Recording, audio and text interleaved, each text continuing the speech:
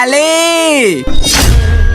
আরে ভাই আপনার কি হয়েছে? এটা আমার বন্ধুর আলীর ঘর আর আজকে ওর জন্মদিন, আপনি একটু ওকে বলাইয়ে দেন।